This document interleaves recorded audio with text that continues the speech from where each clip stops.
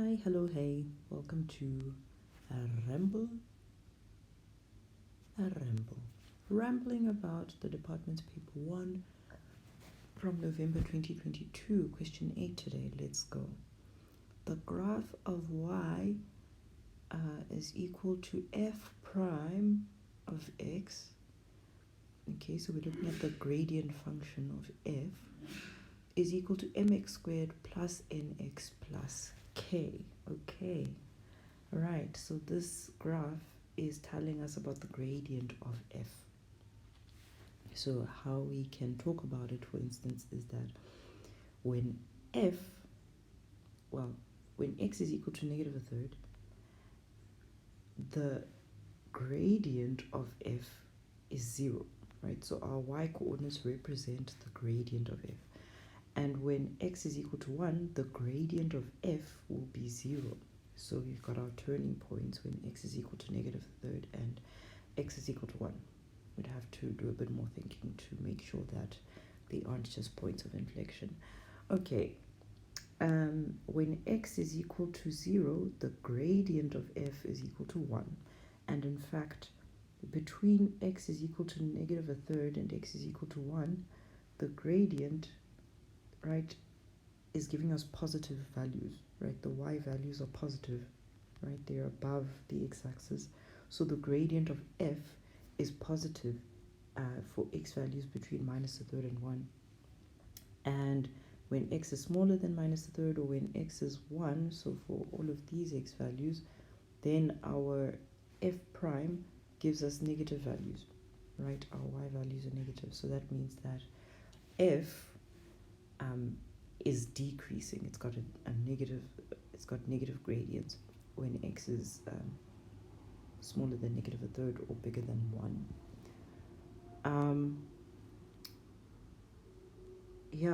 If we look at the gradient of f prime, what we are then looking at is f double prime, right? Because the first derivative of f prime is f double prime.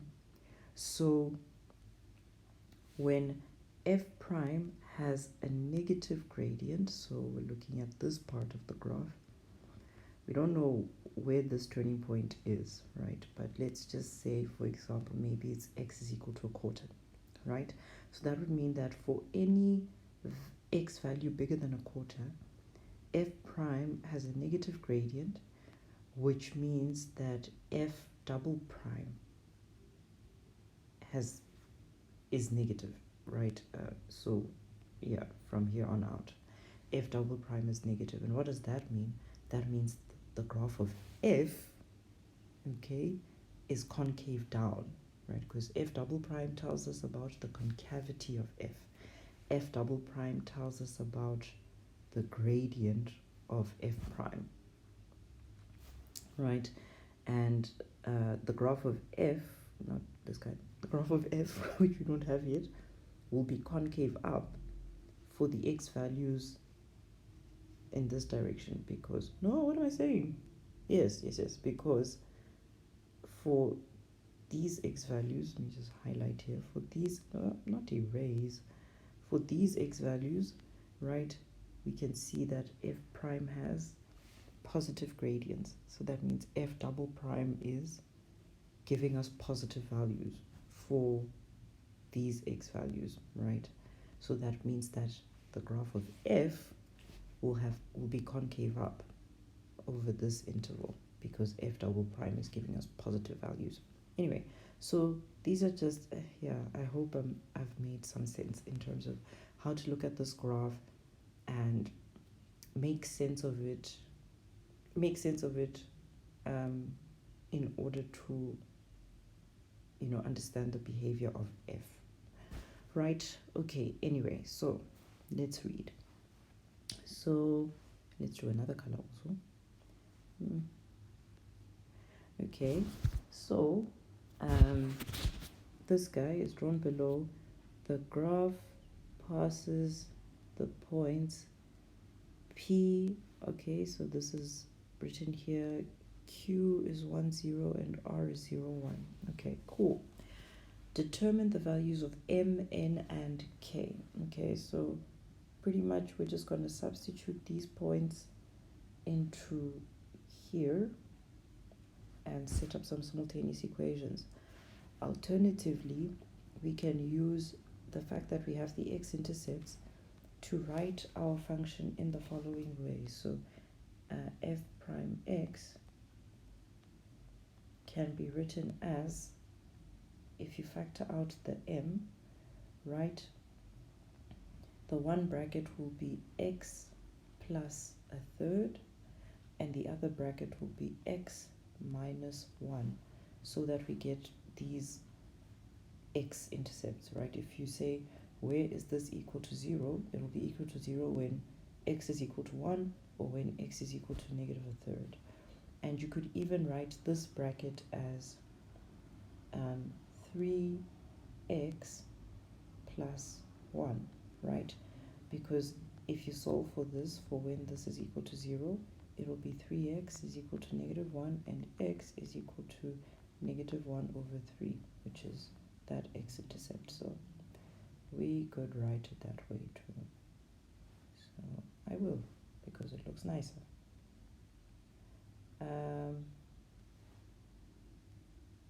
Is it safe to do that? It's not safe to do that. It's not safe to do that because there's this m that I've factored out over here. So so why does the m matter? The m matters because multitasking is hard. The m matters because what we're saying is then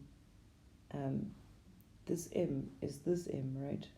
So if I factor this m out of here, what I'm left with is x squared plus n over mx plus k over m, right?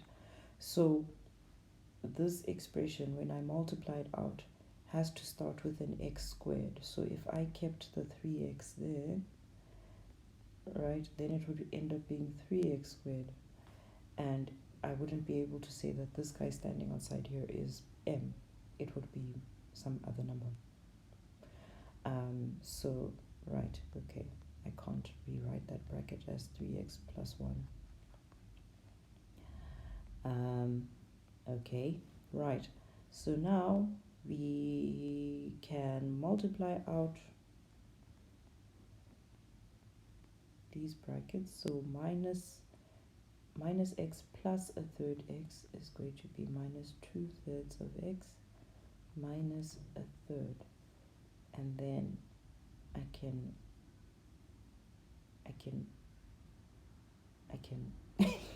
okay, I'm just going to keep it like this for now. What I'm then going to do is I'm going to figure out what m is by putting in this point, right? If I put in any of these points, then this is going to be 0, which is not useful to us. So I'm going to sub in the point, sub in r. Okay, so we know that when x is 0, we get 1. Okay, that equals is looking a bit funky. Okay, so I'm going to put it in. M times 0 squared minus 2/3 times 0 minus a third is equal to 1. So that just ends up being m times minus a third is equal to 1, which means that m must be negative 3. Negative 3 times negative a third gives us positive 1.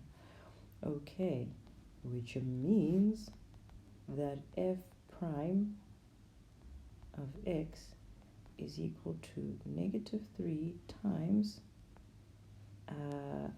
x squared minus 2/3 x minus a third, and that will be minus 3x squared plus 2x plus 1.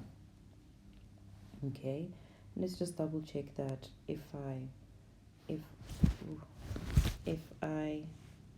try to find the x-intercepts, I do in fact get the x-intercepts that have been provided.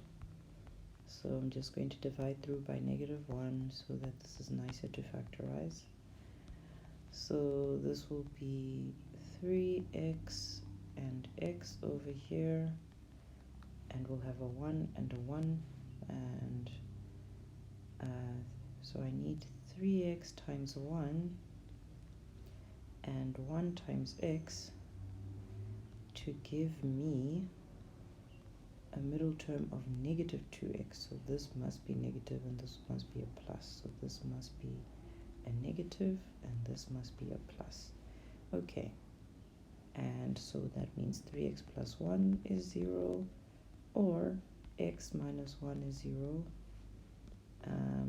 So that will be 3x is equal to -1, x is equal to -1/3, or x is equal to 1. And these are in fact the x-intercepts we've got. Awesome. Okay, so that was just me double checking, which I am going to shrink and put in a corner. Okay, so I mean, even if you hadn't oh, wali.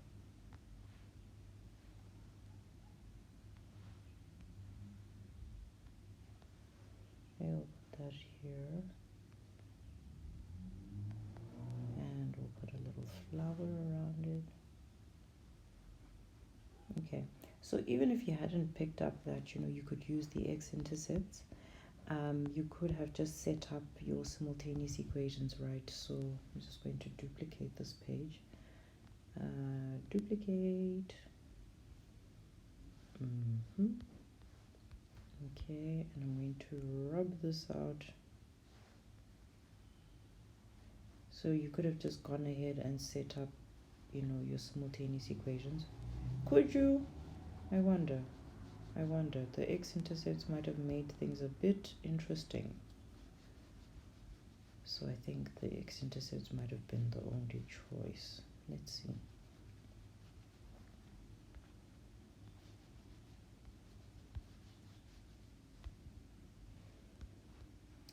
So we could have said m times -1/3 squared plus n times -1/3 plus k is equal, okay, no, it would be fine. So this would be a 9th times m -1/3 n plus k is equal to 0. And you could times through by m, just so you're not working with the fractions. So that would be your first equation. Okay, highlight that. Huh?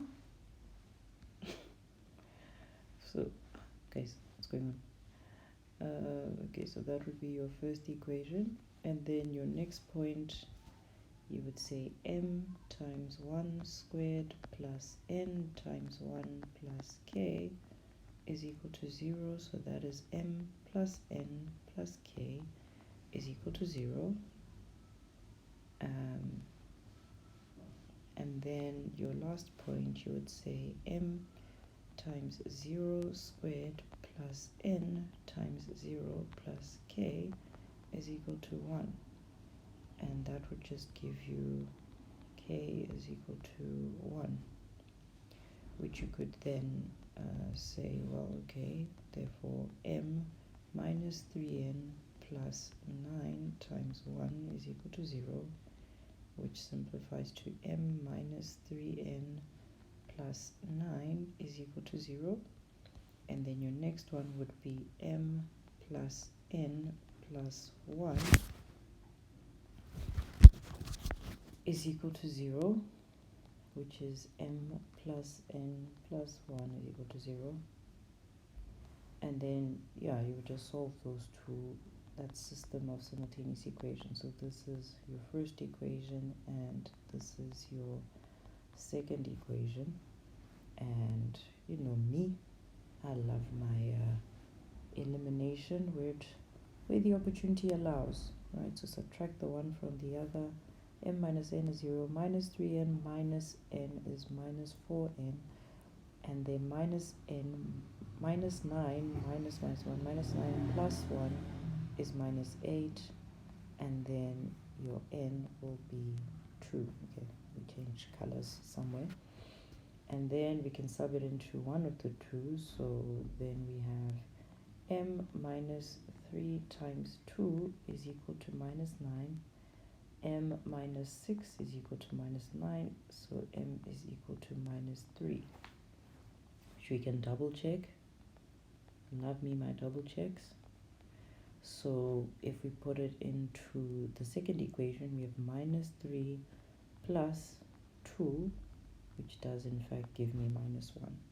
So then we have same as before, right? M is equal to minus 3, n is equal to 2, and k is equal to 1.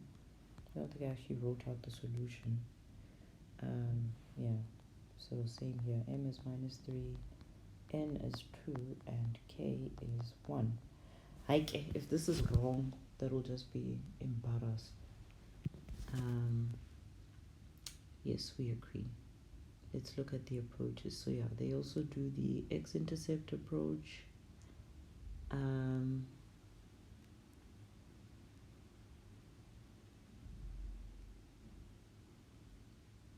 the simultaneous equations approach. Awesome. Okay, so on to the next question. Guys, what's going on? Okay, righties. So wait, what's happening? Oh, oops. Okay, cool. So now we know that f prime x is minus 3x squared plus 2x plus 1. Okay, it is further given that f of x is negative x cubed plus x squared plus x plus 2, which makes sense. If you find the first derivative of this guy, it'll be negative 3x squared plus 2x plus 1, which is what we figured out. Okay, so determine the coordinates of the turning points of f. So we already know f prime x is that, and in fact we don't actually need to do any calculating. We can use the graph, right? So where is the question we asks ourselves, where is f prime x equal to 0? And we look at that by looking at the graph, so it's equal to 0 when x is equal to negative a third, and when x is,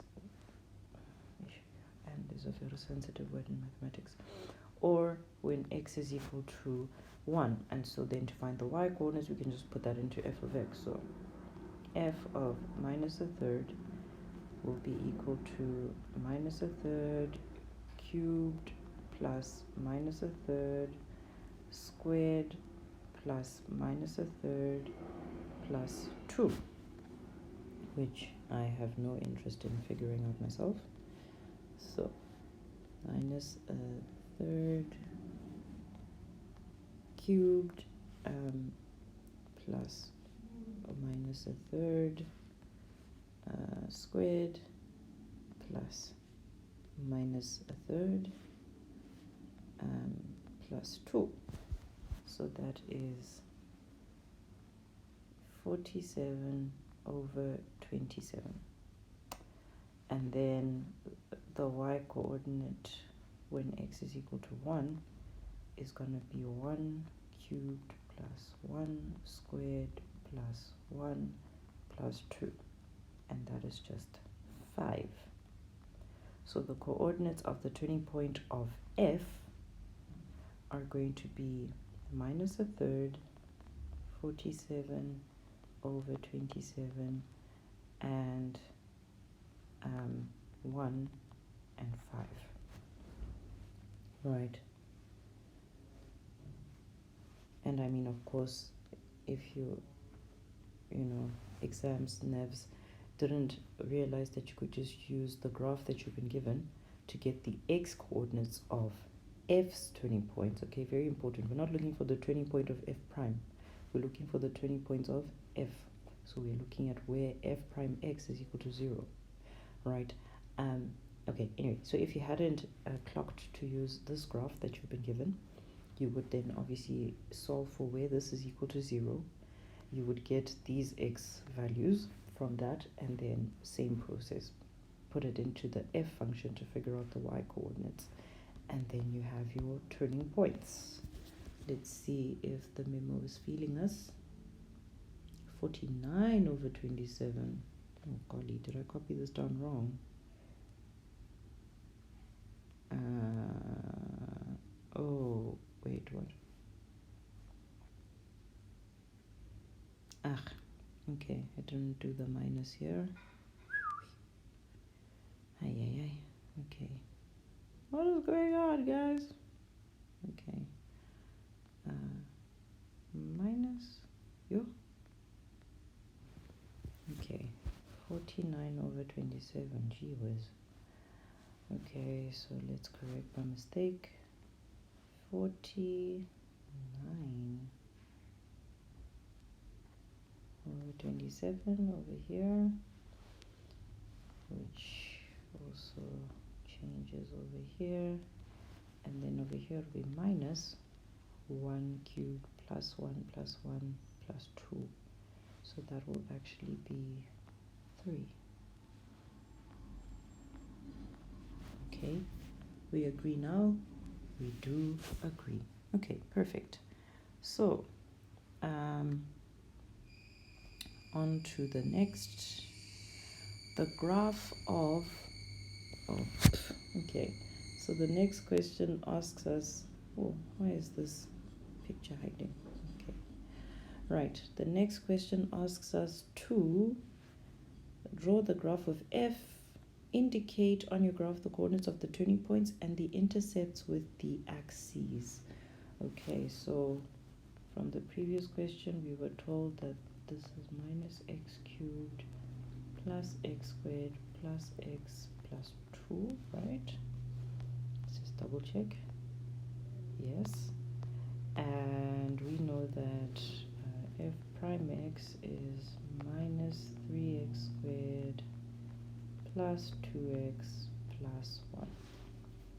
Okay, right, and we have the turning points. Turning points are at minus a third, 49 over 27, and 1 and 3. Okay, right. So, and we also know that because the coefficient of x cubed is negative, it's going to be a curve like that. So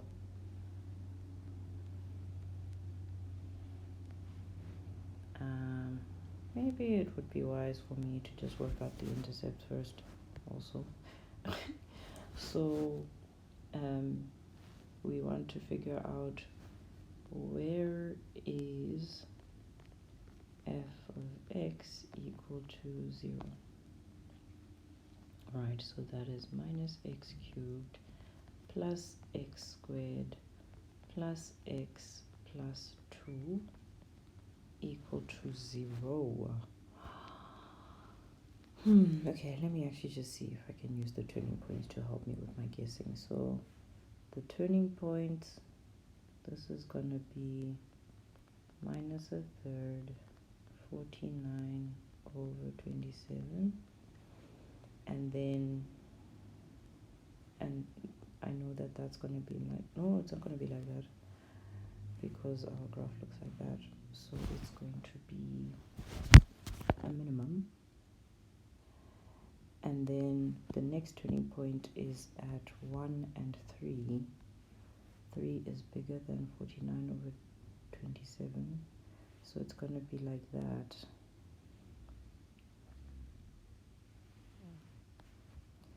So it looks something like that. We are expecting only one x-intercept, and that x-intercept is going to happen after 1. Okay, so let's guess 2.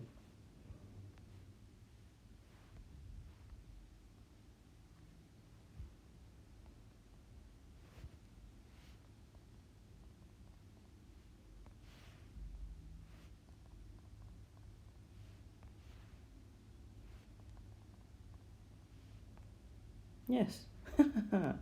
Okay, so one of our factors will be x minus 2. Then we need to times it with something. Okay, so this first guy will have to be a minus x squared, so that we get this term. X times this guy will give us that.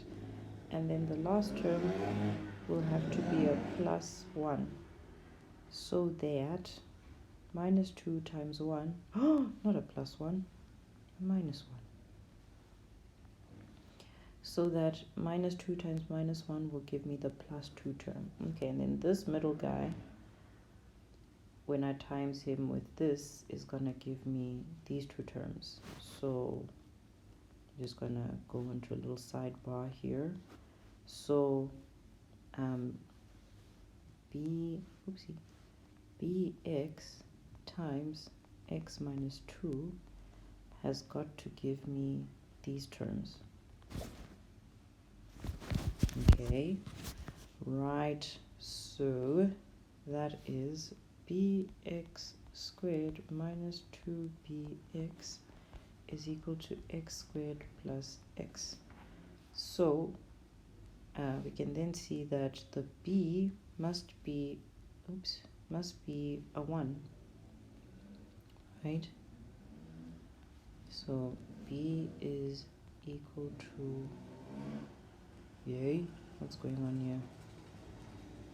Oh, I'm being silly. This is wrong.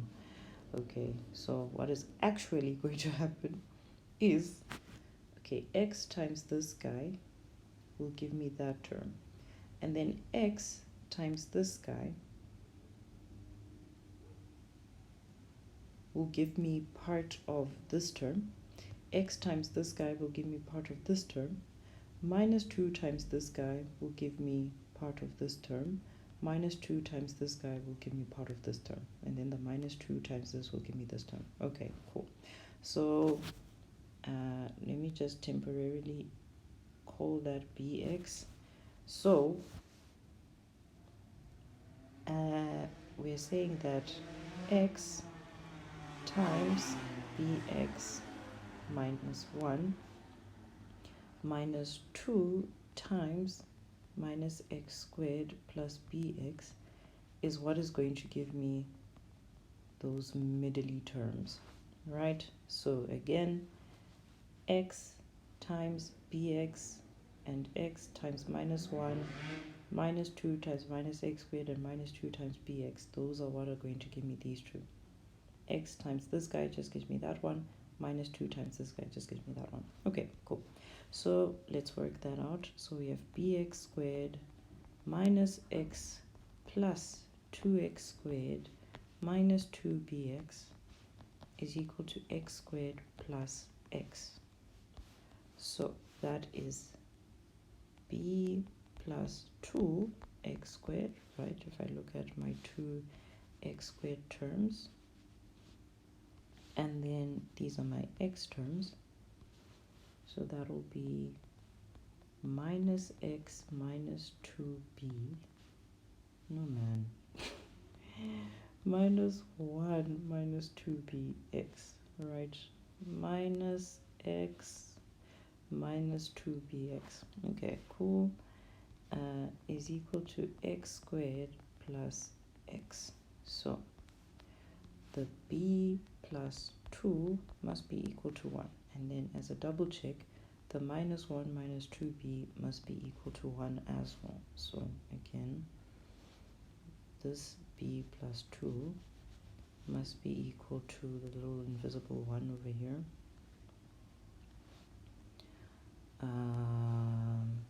Right, and this guy over here must be equal to this guy. So then we can see here that b is 1 minus 2, which is minus 1. And if we just plonk it in here to check, we'll have minus 1 minus 2 times minus 1, which is minus 1 plus 2, which is not looking good. Oh, it is looking good. Is equal to positive 1, which is equal to the right hand side. So b equal to minus 1 works for both. Okay, so this is then in fact, what? I just forgot. B is equal to minus 1. So this will be minus x. Okay, right. So then either x is equal to 2 or minus x squared minus x minus 1 is equal to 0, which we can rewrite as x squared plus x plus 1 equal to 0. I mean, we already kind of know that this doesn't have any real solutions, but let's just see. The delta here will be 1 squared minus 4 times 1 times 1, which is 1 minus 4, which is negative 3, which is less than 0. Therefore, it doesn't have any real roots. Right? So the x-intercept occurs when x is equal to 2. Right? And now we just need to figure out the y-intercept, which we figure out by subbing in x equal to 0. Okay, let's just quickly shrink some stuff.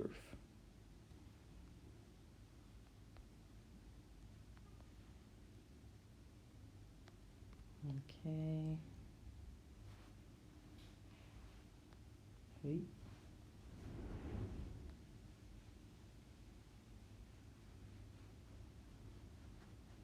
Right, okay, so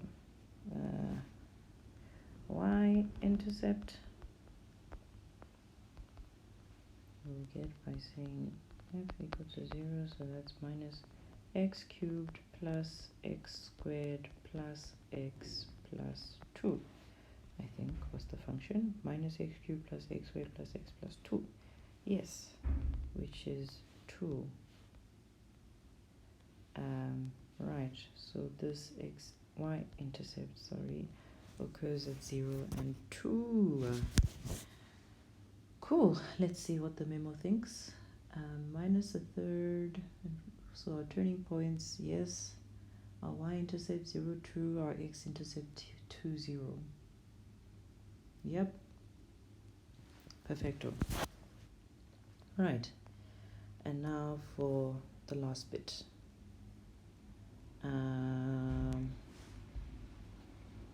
So we have points E and W are two variable points on f prime.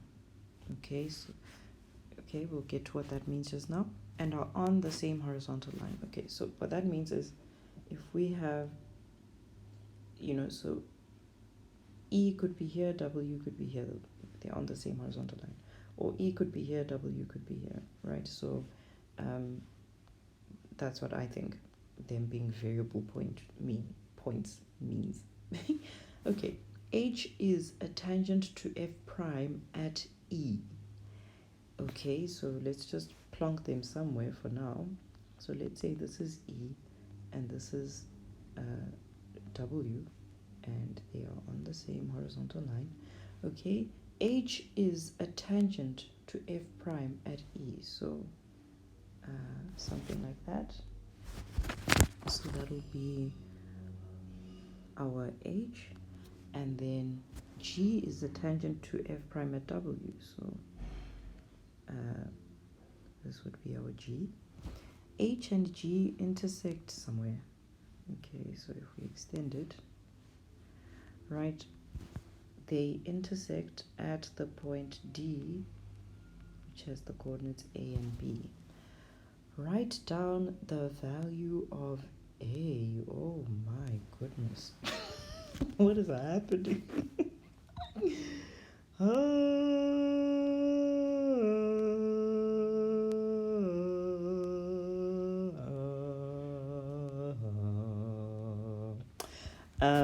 Well, okay, I don't think this is very hard, because I believe that these 2 points are mirror images of each other, right, in the axis of symmetry of the parabola. So it makes sense to me that their tangents are also then mirror images of each other and therefore intersect on the axis of symmetry. It doesn't make sense that they intersect here because then they wouldn't be mirror images of each other. So if we can find the turning point of this parabola, then we have the x coordinate of the turning point, and then how we find the, oh, we don't have to find b. Okay, so we just have to find the value of a. Okay, cool, easy enough. So we know that f prime is given by minus 3x squared plus 2x plus 1. Okay, so to find the turning point, we can then just say it is equal to minus this guy over 2 times this coefficient. Okay, so that'll be minus 2 over minus 6, which is equal to positive a third. So therefore a is equal to a third. And I mean, I don't know if you would have to write down like the whole rationale of, you know, why a is on the axis of symmetry of the parabola. I would, just to be safe, so I would just explain that E and W are mirror images of each other, therefore the tangents at E and W are also mirror images of each other if we reflect the parabola across its axis of symmetry.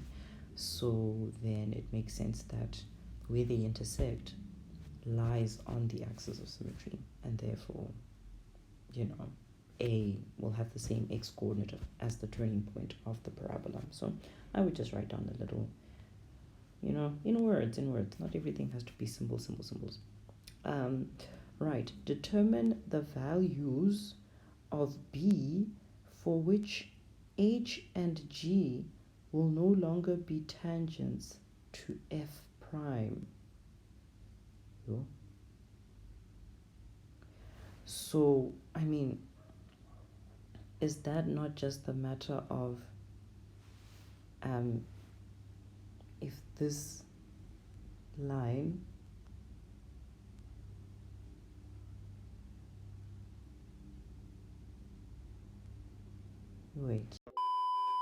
determine the values of b for which h and g will no longer be tangents to f prime.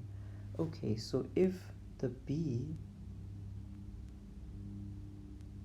so say the b were to move down here,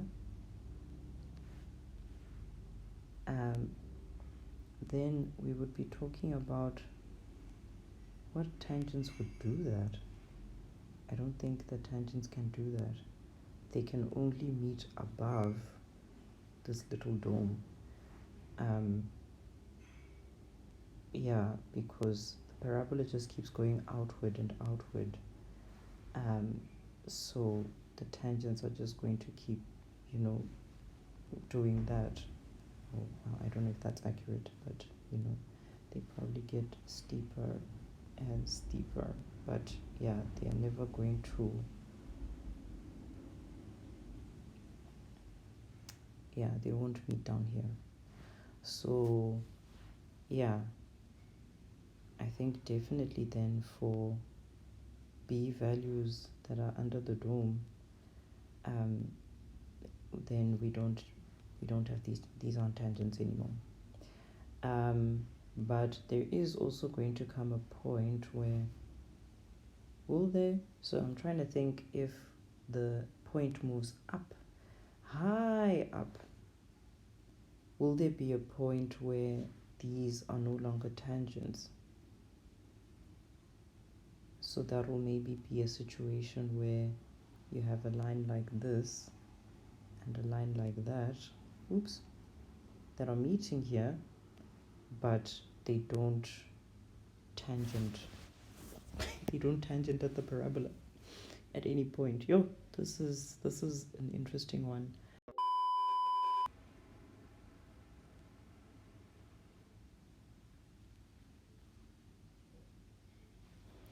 And And then where they meet, well, I can't talk about where they meet without having equations.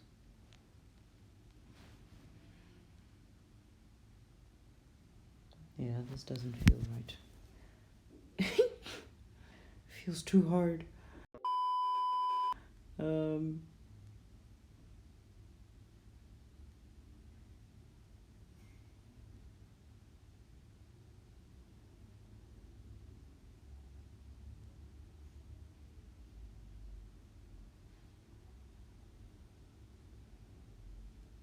Yeah, I feel like I just want to go back to thinking about this in terms of the picture, not necessarily algebraically. So I feel like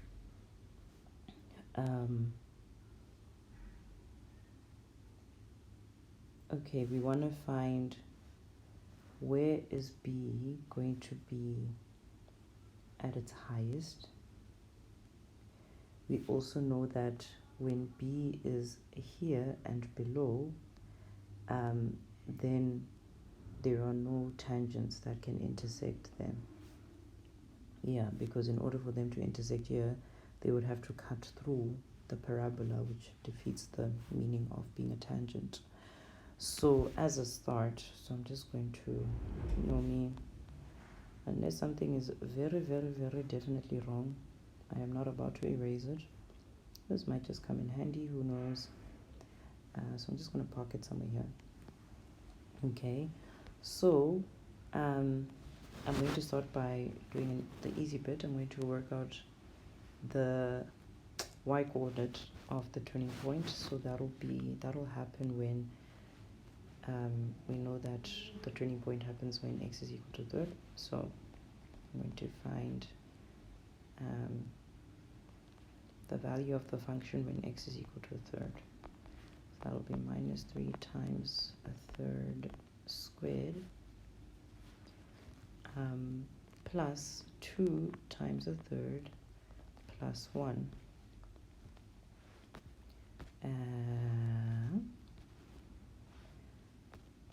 Oh, did I just get rid of a calculation that could have helped me?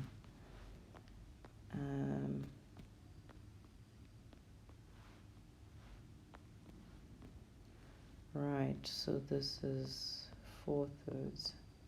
Yeah, so we know that, okay, when B is smaller than or even equal to 4/3,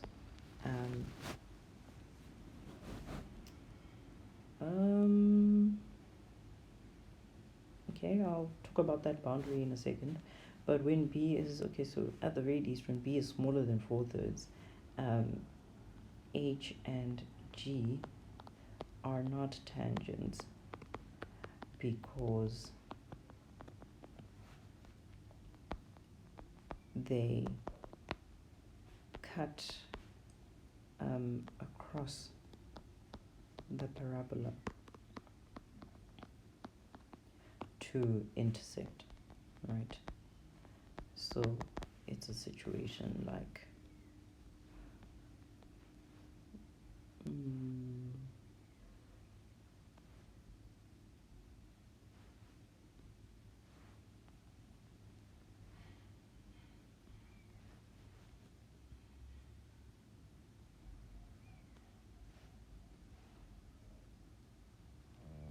right, in order for them to intersect there, they aren't tangents, they are cutting across the graph over here and over here. Therefore, yeah, okay, they are tangents as stated. Right, so what about when B is equal to 4/3? So when B is equal to 4/3, we are right on the turning point. So H and G are actually then the same. E and W wouldn't be separate points, they would be the turning point.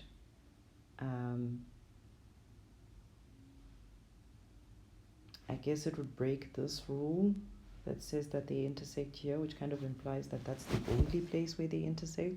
If they are just the same line, if they're both the same line, then they intersect everywhere, which doesn't feel right. So yeah, maybe we'll just talk about that as a separate point. So when B is equal to 4, 3, H and G are the same line.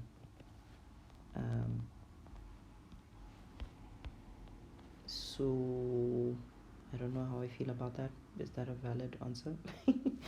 I mean, they are still then tangents to f prime, so that's what we care about. When B is equal to 4, 3, H and G are the same line and are tangent to f prime at its turning point. So maybe that's fine. So now if we then go above the turning point, will they always intersect? It makes sense to me that they will.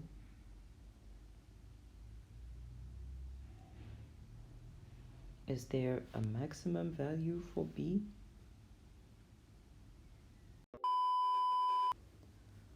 Vamos songaga wanele boke.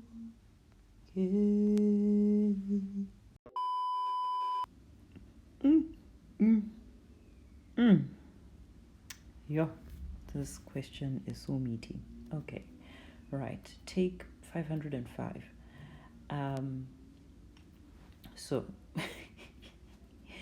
this is probably really the third or fourth time I am re-recording my workings for this question. And I mean, I finally arrived at a solution now that I'm content with, and it's been very kind of satisfying that it confirms the intuition that I had for the question to begin with. But you know, I really always want to understand my assumptions or my intuitions. You know, are there algebraic ways that I can express those intuitions or explain why they are in fact valid? Anyway, so in the true nature of this video, this has been like really my longest ramble to date. So I do have to apologize because you know, the idea behind the channel is that I attempt questions without having practiced them before, prepared solutions before, really so that we can just kind of walk through the different thoughts going through my head when I look at a question, especially like these kind of level 3, level 4 questions where this is probably not something you've seen in the textbook. You are really being expected to combine your knowledge of different things in new ways.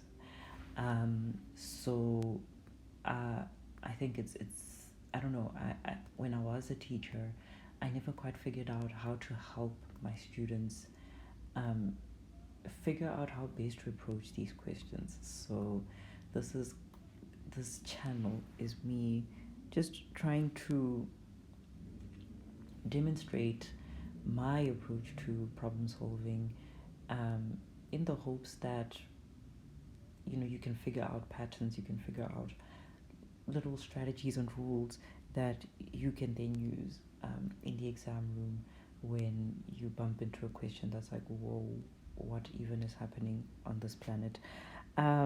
Okay, so yeah, my apology then is that this is one of my couple of videos where I have had to just switch off the camera and go to the side and really think the question through, because yeah, I think when I started recording my workings for it, I rambled for 30 minutes initially, and then another 30 minutes, and then I think it was another 30 minutes again, and I didn't think it would be fruitful for someone to sit through 2 hours of me wrestling with a question. So yeah, unfortunate that yeah, those rambles have gone to waste. But I hope that the value still the video still carries value, just in terms of looking at a problem and trying to translate it from words. So first of all, formulating like a question that you're going to investigate, and then translating that question into equations that you can then solve, and then you get your solutions and interpret those back into the context that the equations came from, right? So at the very least, I hope that that's a skill that we can look at together. Right, so for the first question, I wanted to, okay, I'm not going to explain what I wanted to do. I wanted to find the algebra. Okay, so how I thought about it was, maybe if I can find, oh, okay, is this in fact how I thought about it? Just to double check. Hey, things really got chaotic here, eh? Oh, it got so hot.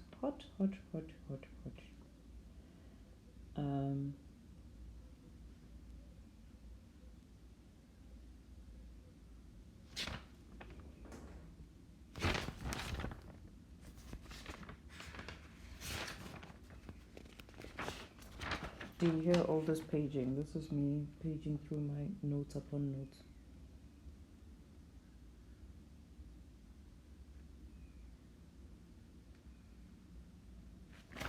Okay, I don't know. I lost my place in the notes. So I'm going to freestyle again and hopefully not get too lost. Okay, so how I thought about it is, I said,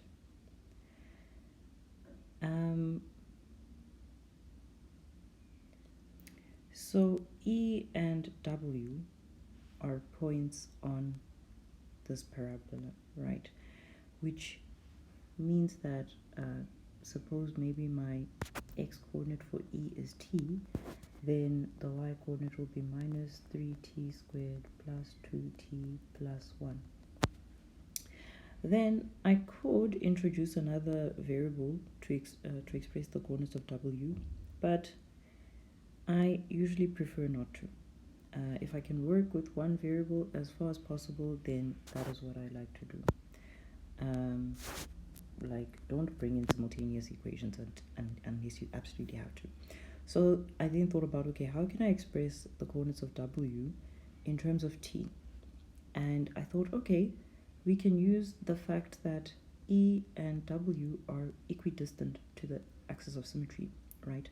So the distance between E and W is going to be double the distance between E and the axis of symmetry. So the distance between E and the axis of symmetry is going to be 1/3 minus t, right? Assuming that t is smaller than 1/3, right? And then 2 times that will be 2 times that, right? Will be 2/3 minus t. So that will be the distance from here until here, right? Right. So the x coordinate of W will be equal to t plus, oops, I'm really messing up here. So this is 2/3 minus 2t, sorry.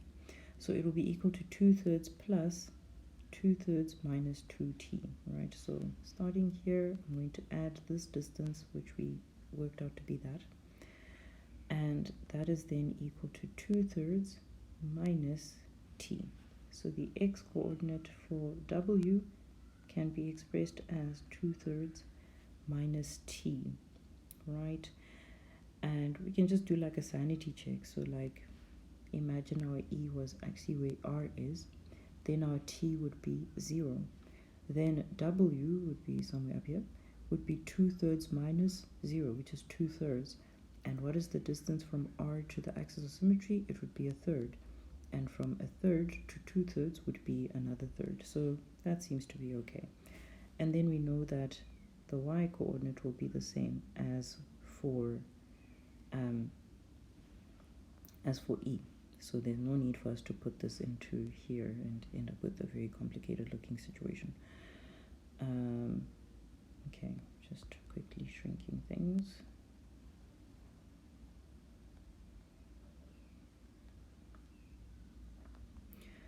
In fact, this is so non-descriptive that I wonder if it's even worthwhile to have it there at all.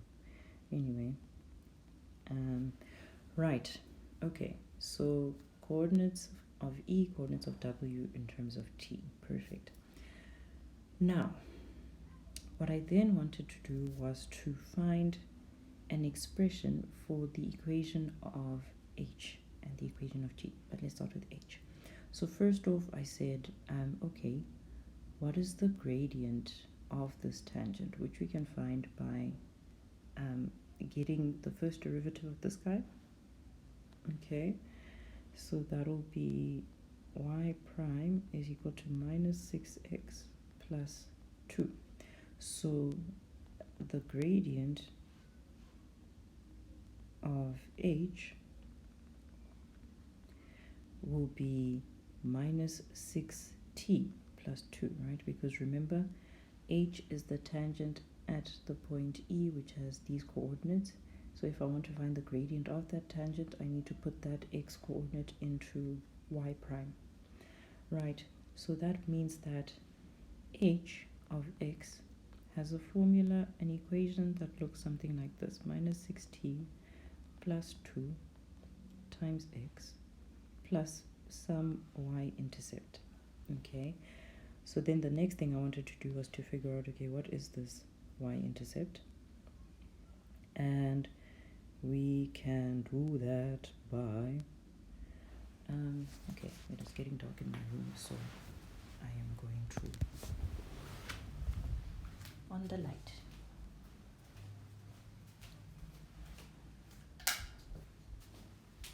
Okay, right, so I am going to sub in the point E,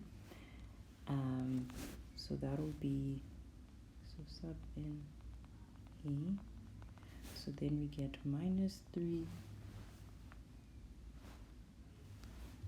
t squared plus 2t plus 1 is equal to, I'm just going to write this as 2 minus 6t times x plus c1.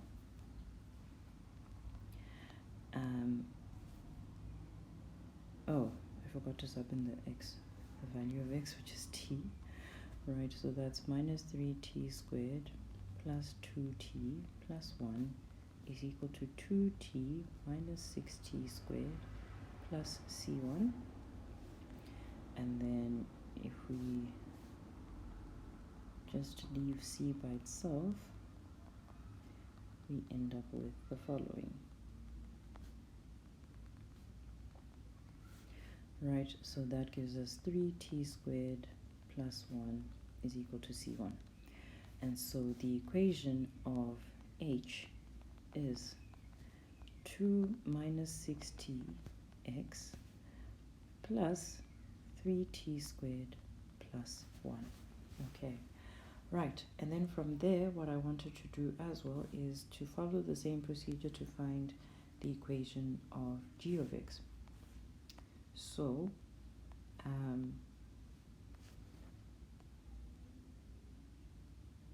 so we're just going to imitate the process really. So we start by figuring out, okay, what is the gradient of g? So I really am itching to shrink things. Okay. This one I might not be able to. Let me try.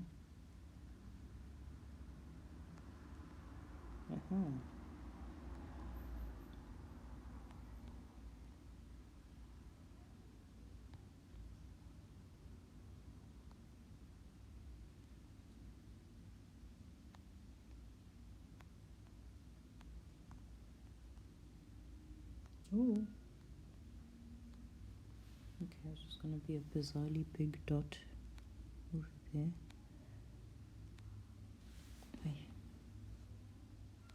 You know, it's just easier to draw a new one. There we go. Right, so now we're going to do the same thing for G. Okay, let's do it in purple. So the gradient of G, okay, remember that, oh yay, my process in the background is done. Exciting. Okay, right, so remember that the x-coordinate of W is, we worked out to be 2/3 minus 2. So we're going to sub that into this guy over here. So that will be y prime is equal to minus 6 times 2/3 minus 2 plus 2/3 minus t plus 2. So that's minus 4 plus 6t plus 2, which works out to minus 2 plus 6t, or 16 minus 2, right? And this is already agreeing with the intuition, right? Because we had this idea that because E and W are mirror images of each other, then the tangents are also going to mirror each other. So the gradient of the one is going to be the same as the other, except it'll just be different signs, right? So here we have the gradient of H being minus 6t plus 2, and the gradient of G is opposite signs, positive 6t minus 2. So that already kind of is starting to confirm our intuition, right? So then we can do the same thing as we did with H. G of x will be equal to 6t minus 2x plus some y-intercept. Then we're going to sub in W, right? So the coordinates there, okay, so it'll be G of 2/3 minus t is equal to minus 3t squared plus 2t plus 1, and we can also just sub in the x there. We're going to write it here and then move it up. Okay, and then we try to get C2 by itself. So that'll be, and then 4t minus 6t squared minus 4 over 3, oh, running out of space,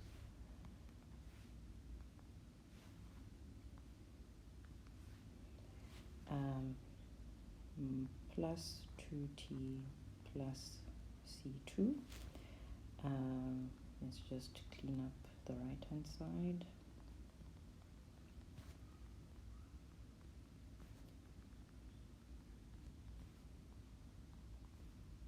Oh, I'm writing this again. Okay, so now we can get C2 by itself. So we have minus 3t squared plus 6t squared plus 2t minus 6t plus 1 plus 4 over 3 is equal to C2, and that ends up being 3t squared minus 4t plus 7 over 3 is equal to C2.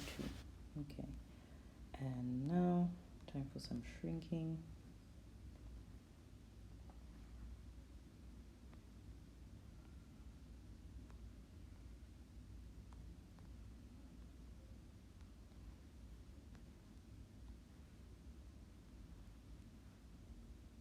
Ooh.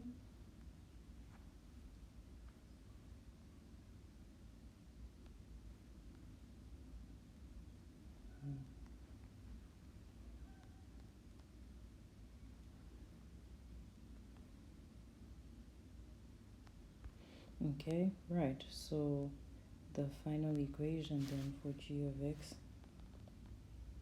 is 6t minus 2x plus 3t squared minus 4t plus 7 over 3. Okay, cool. Right. So now what we're interested in is where they intersect. So we want to solve where is h of x equal to g of x, right? And so we've got 2 minus 6t. I might actually move these to a new page, actually. The solution, the workings that I did. And then we've got 6t minus 2x plus 3t squared minus 4t plus 7 over 3. Yeah, let's move them out.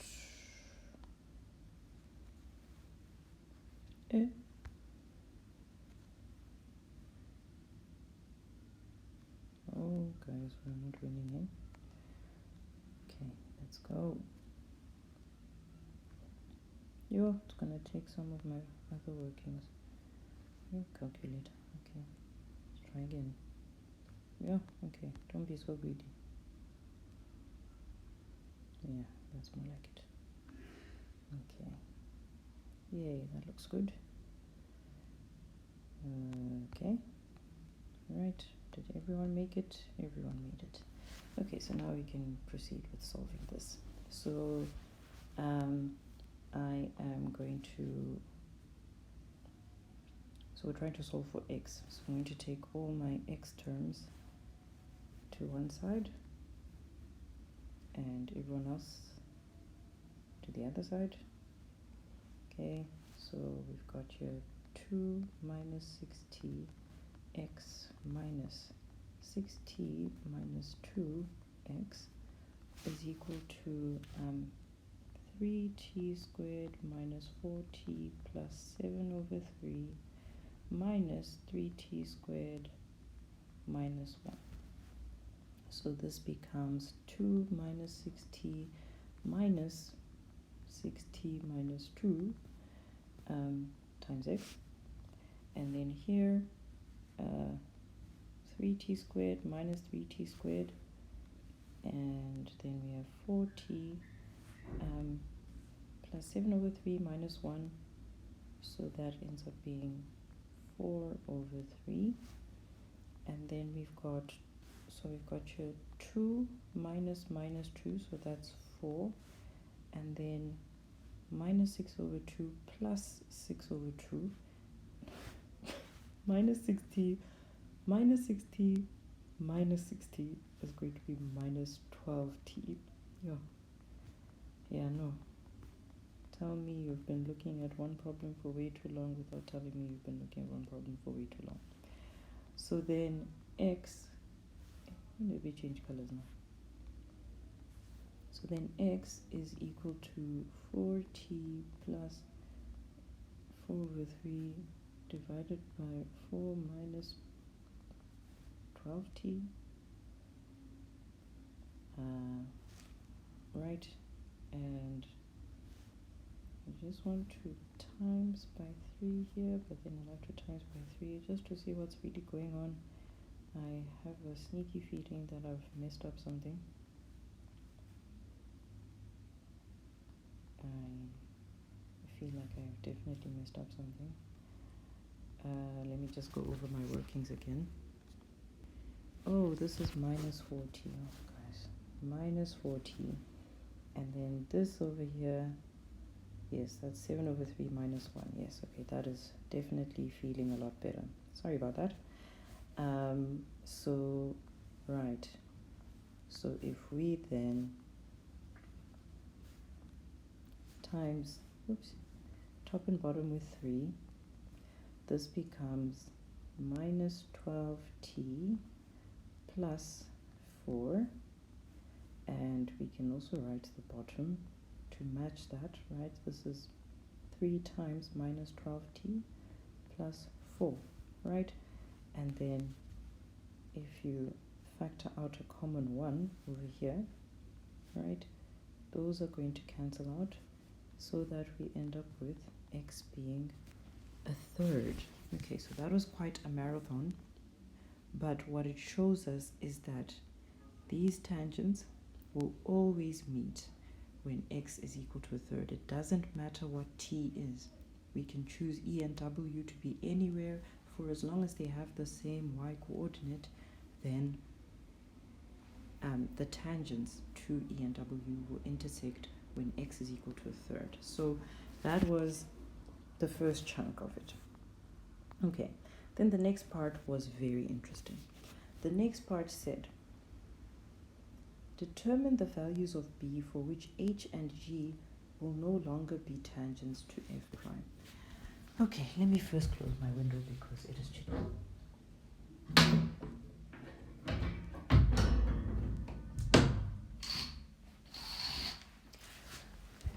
Right. Okay, so for this one, and I think I want to duplicate this page again.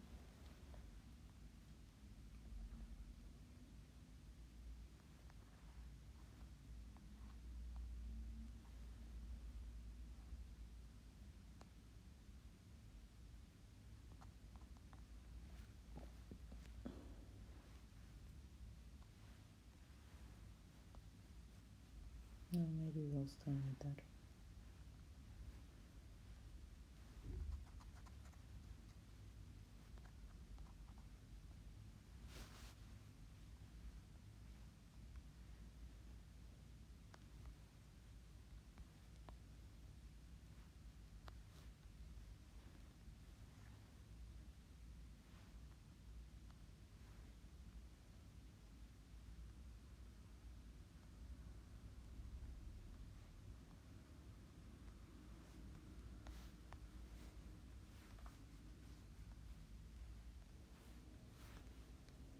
Okay, so for this one, I decided to reframe the question so that I could figure out what equation I want to solve.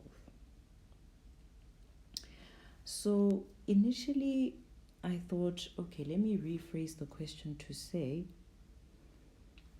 given some point D, and we now know that A will always be a third, right? Given some point D, a third, and an unknown y coordinate, will there always be two tangents to the parabola that will intersect at this point D?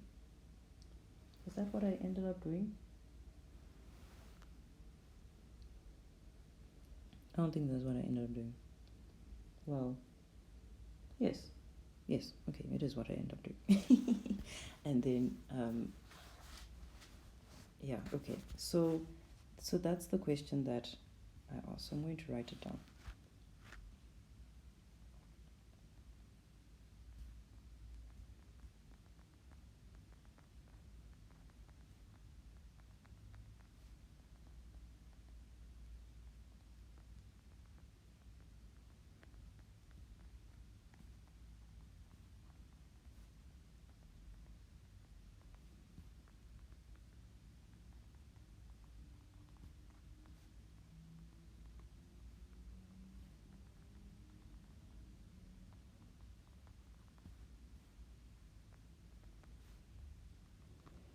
Right.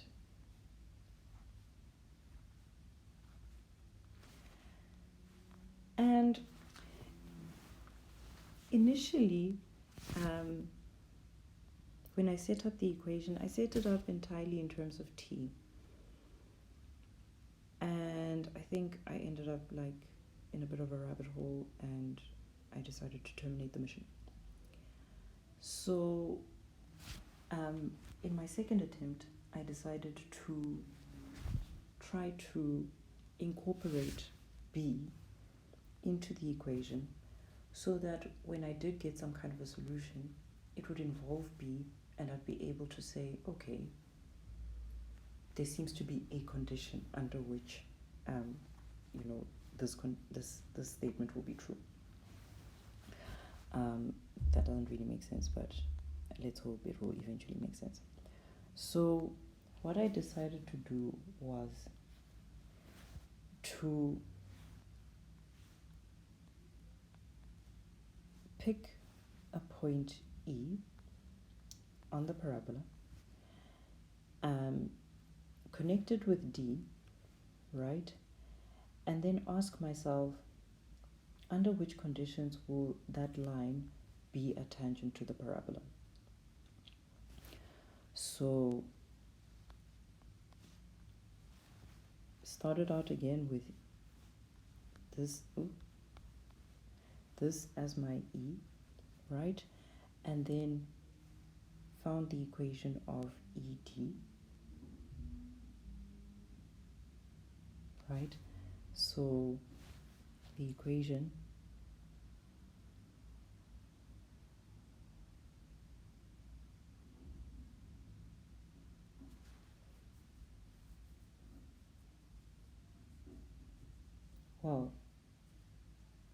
okay, so let me be more specific. This is why I am having to look at my notes again, because I'm like, oh, I'm already losing the plot. So I found a point E such that it is a tangent that passes through D. Yes, that is what I did. So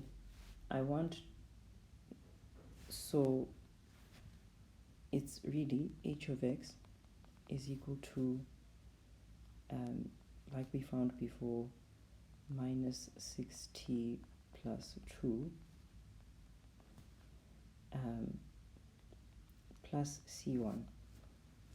But now, instead of using the equations that we found in the previous part of the question, I wanted to incorporate b, right?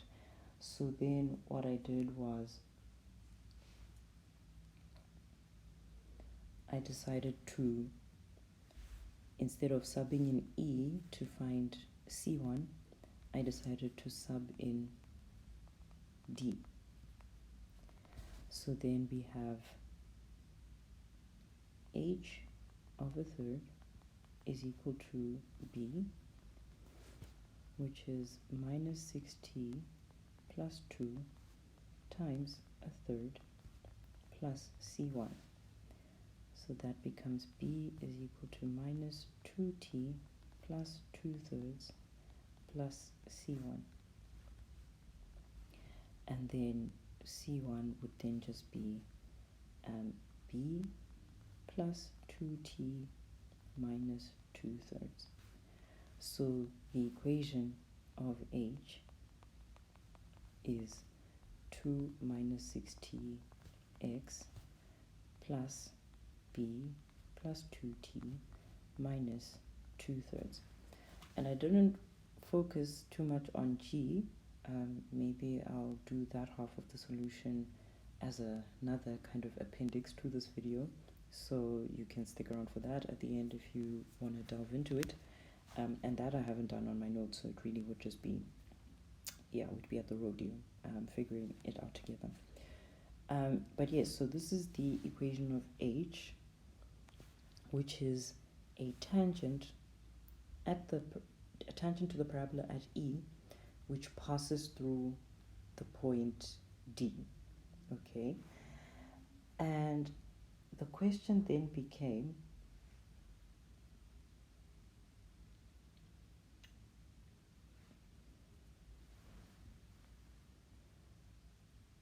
how many times does this line intersect with the parabola? Which sounds weird to me now, because I'm like, but I defined it so that it is a tangent, so it should only intersect with it once. However,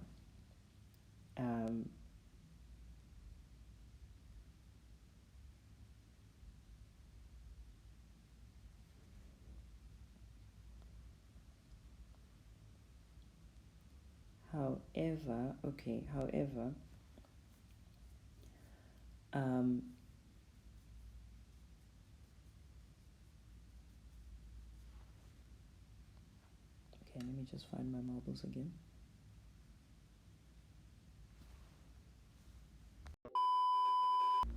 Okay, yes, marbles relocated. So in as much as, yes, I have defined my h of x to be a tangent, right? So I'm being idealistic. Well, I haven't actually defined it to be a tangent, honestly. I have defined it to be a line that will have the gradient of the tangent at E, whatever E is. But depending on what B is, it might end up not being a tangent, right? So this is exactly what we want to figure out. We want to figure out, well, how many times does this line intersect the parabola? And we are particularly interested in where it only intersects it once, because then we'll know it is a tangent. And if it doesn't intersect it once, either it doesn't intersect it at all or it intersects it twice, then we know it's not a tangent. So yes, we started out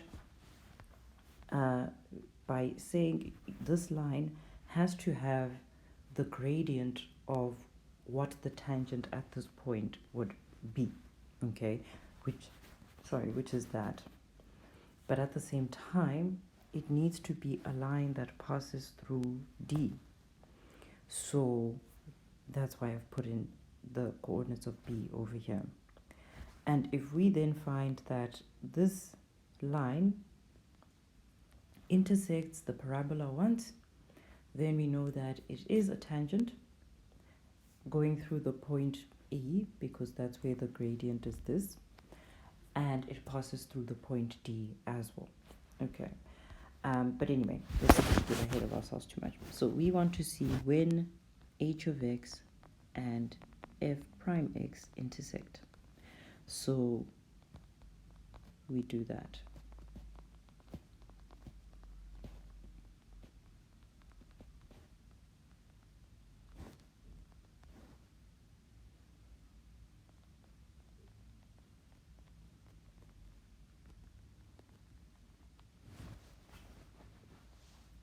Okay, and we are solving for x, so let's rearrange this quadratic equation so that everything is on one side. So we'll have minus, okay, let me start with what is already on the left hand side.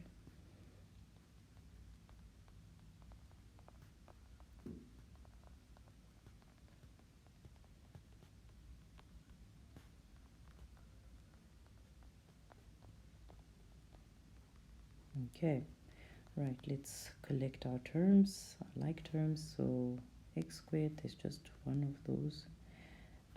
My x terms, okay, and then my constants. Okay, so then we have 3x squared plus 2 minus 6t minus 2x, right? So 2 minus 6t is coming from here, minus 2 is coming from there, okay? And then for my constants, I'll have b plus 2t minus 2/3 minus 1 is minus 5/3. Okay, right. So now what we want to know is, what are the conditions for this equation? Well, okay, rather, let's first look at what the discriminant of that equation is. If the discriminant works out to be 0, what that tells us is that somehow, no matter what your E is, no matter what your B is, there will always be a tangent that passes through D. So a tangent at E that passes through D. Sounds impossible, but yeah, let's just see.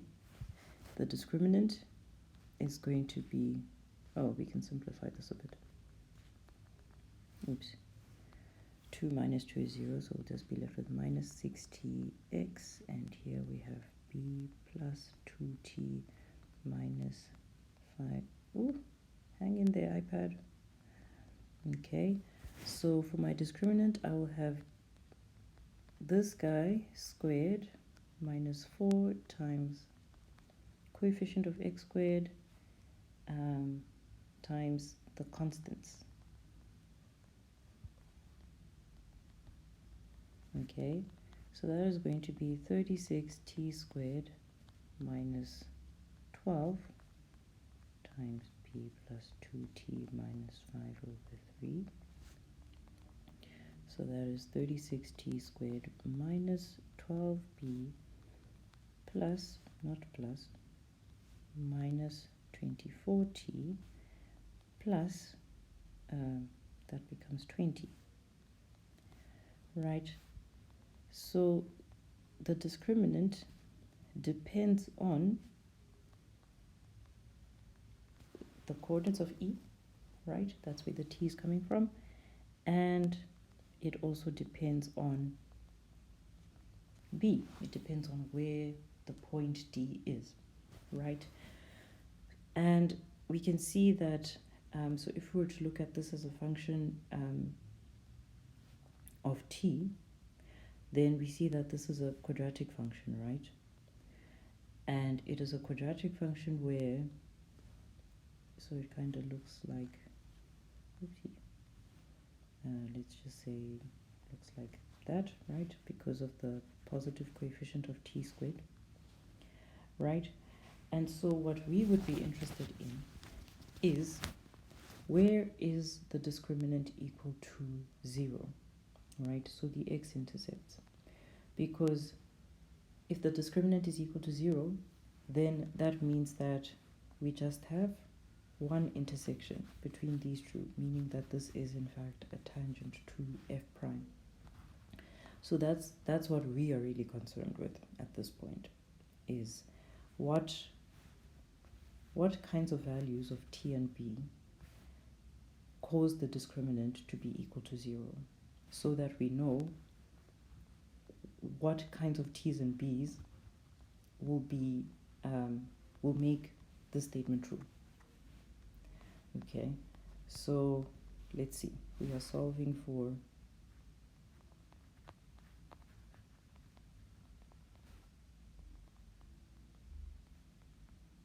that. Okay, so if we use quadratic formula, we'll have t is equal to minus 24 plus or minus 24 squared minus 4 times 36 times 20 minus 12b over 2 times 36. Okay, so that will be 24 plus or minus 576 minus 4 times 36 is 144, so this will be 2880, and that will become a plus, so 4 times 36 is 144 times 12, no, I don't know, I think it's 1296, 1728, oh my goodness, rusty, 1728b, right? Okay, divide by 72. Okay, so let's just see how far we can simplify down here. So we have 576 minus 2880. 576 minus 2880 is, okay, so this will be 1728b minus 2304 divided by 72. So let's just see what common factors we have. So 1728 shift fact 1728 is equal to 2 to the 6 times 3 to the 3, and then 2304 is equal to 2 to the 8 times 3 to the 2. So therefore, the highest common factor of these two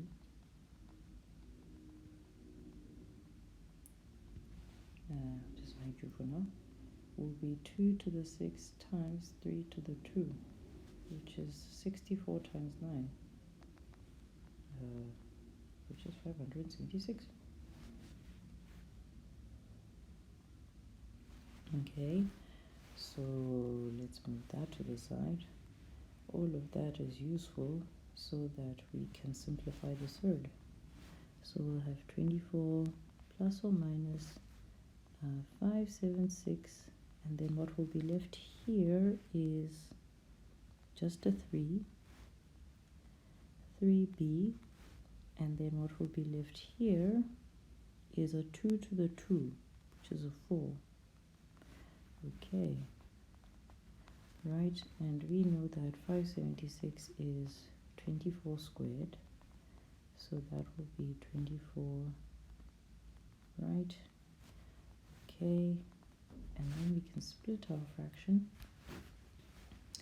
So, or we don't have to split it, we can just factor out the 24. Right, and 72 is equal to 24 times 3.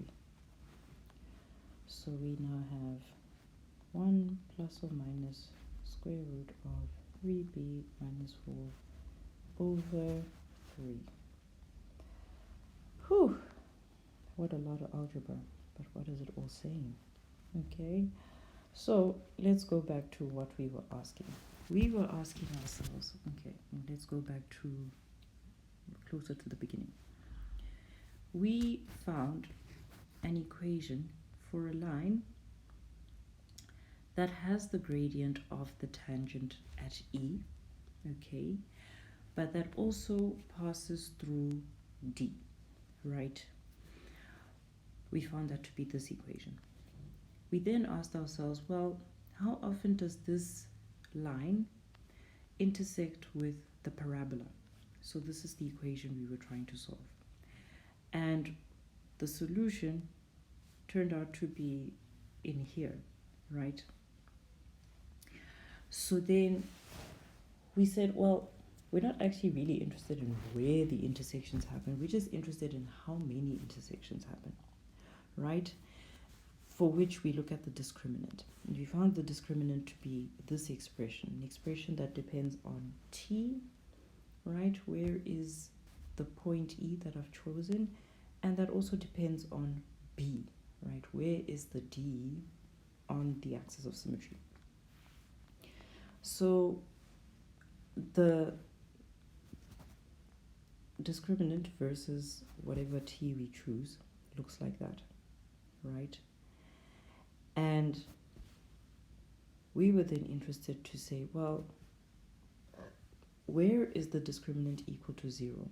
Because when the discriminant is equal to 0, what that means is that line H will only cut the parabola once. There will only be one solution to this equation, right? That is when the discriminant is 0. So we have now found that the discriminant is equal to 0 when t is equal to 1 plus or minus the square root of 3b minus 4 over 3.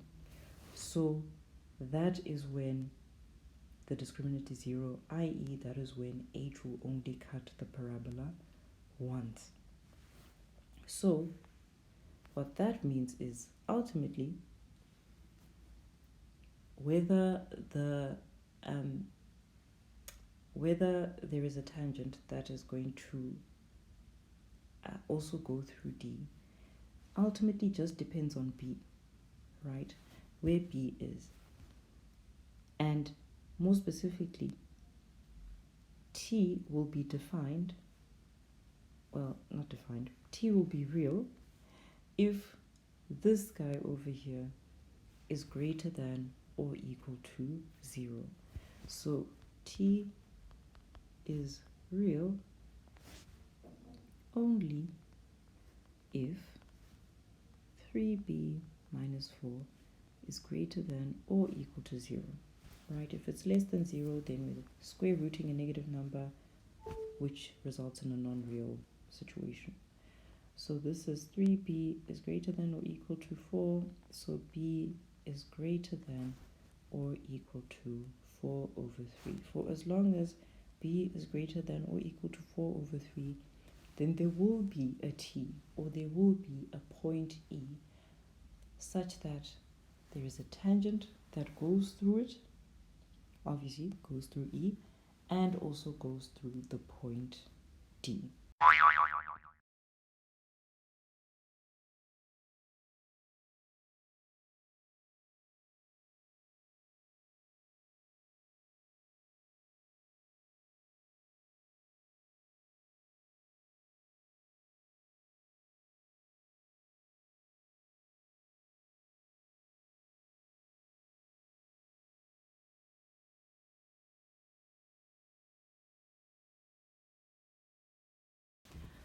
Definitely a very, very, very long ramble, and certainly not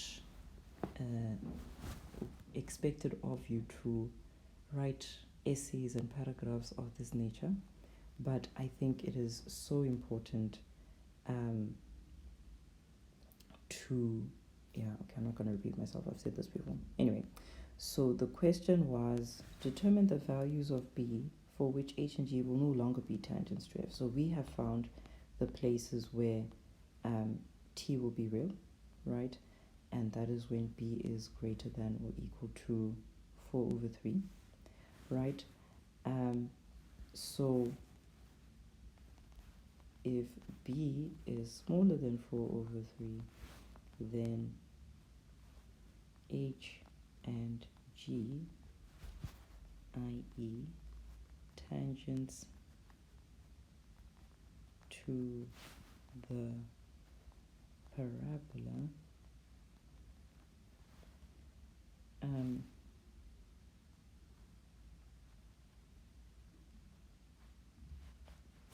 okay, let's reword that. If B is smaller than 4 over 3,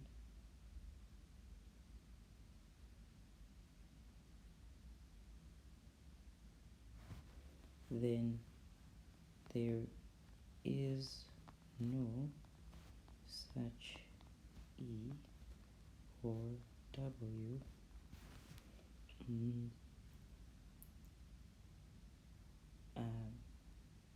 such that a tangent to it also passes through D. Right, and as expected, a simple 2-mark question.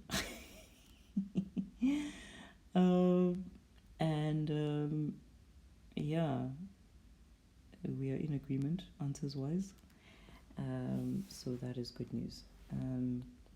But yeah, I hope that this was nonetheless a good experience. So guys, can I just show you all? Okay, this was part of this video, the different attempts. Yeah, this was an abandoned one. This was also abandoned somewhere. This was also abandoned. This was the beginning. Hey, we come from far, guys. We come from far. Oh, we come from far. My goodness. Okay, wow. You see. Anyway, right. See you another time for another ramble.